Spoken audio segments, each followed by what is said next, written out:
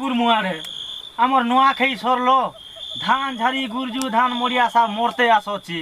পান নেই কি ঝাঁঝি নেই কিন্তা কুরমু আরে हमें से कहना किमु दादा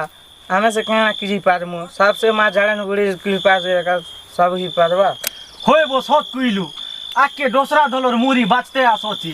জানি দাদা পাককে যা করা জানা বুড়াকে পূজা পাঠ করলে কেতা হতো আরে सब किलो दादा सब किलो चल जू तो जानी बुढ़ा पाके जू चल जू चल चल चल चल चल जू चल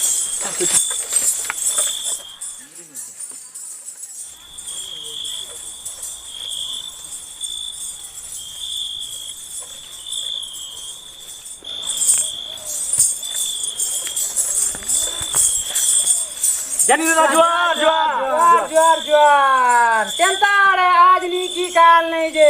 कहाँ हलो गुने आज असला चाहे कहाँ कता कुई मु दादा देखो चास तो पानी की वर्षा नहीं धारी गुजिए मोरजो सब मरते आसो ची জানেন বুড়ি পাককে যাকে মানসা আদরা কিমু বলতে কুই আসি চু हाँ हला तोर कथा यो सब कथा कुलिस ना रे सकाल पो तोर कथा हलो पारा पाट की लोग के कह दिबिस जे सकाले माँ जाड़न ने के पूजा करी जीवु हाँ हाँ दादा हाँ जिमु जिमु जिमु चालू तो नहीं हंती है डाल दीते ना दादा हाँ जा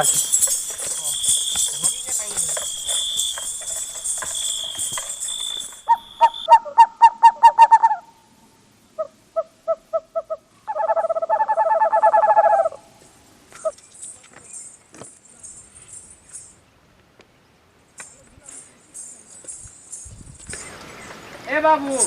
आ तो आज पूरे जाड़न बुड़ी पूजा हो तो गाँव लोग के डाक्टर आन दिस जा पूजा के जा हाँ ठीक हो दिखा जा जा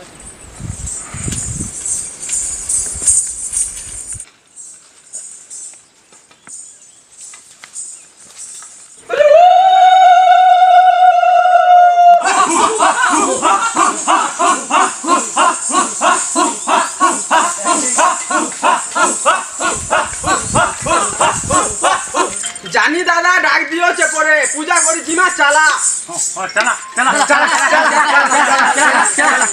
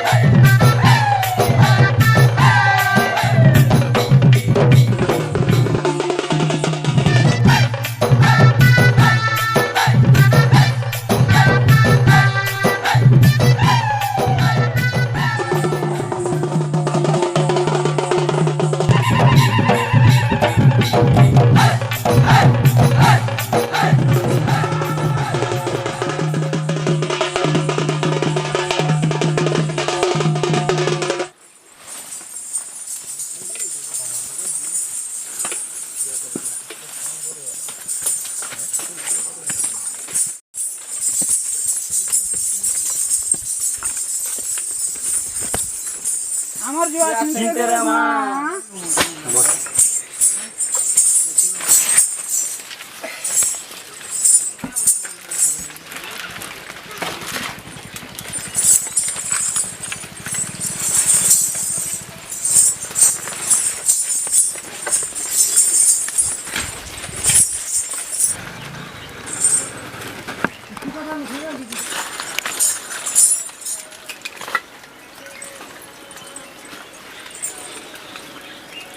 तोर बाट सोता के ते असला सुमा तुई का हमर साहब वर्षा हिबिस मा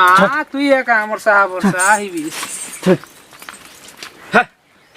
मैं जानला चले पुजारी मैं जानला से टीका का जाते से झला देनी बोल करी ढाकते दला जा मैं ना रुक जा काला सुर पटे पकते दीबी जा हो आन हो चला रे माँ खुश होलो रे खुश होलो रे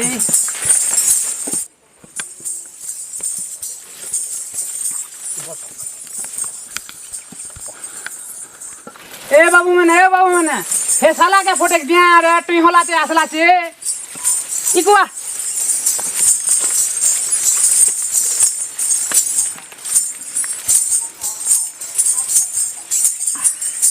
बने लागलो के रे পিলা মানে মা জাড়ান বুড়ি খুশি হলো রে নাচা টাকা কিমু রে চালো রে নাচা টাকা কিমু चला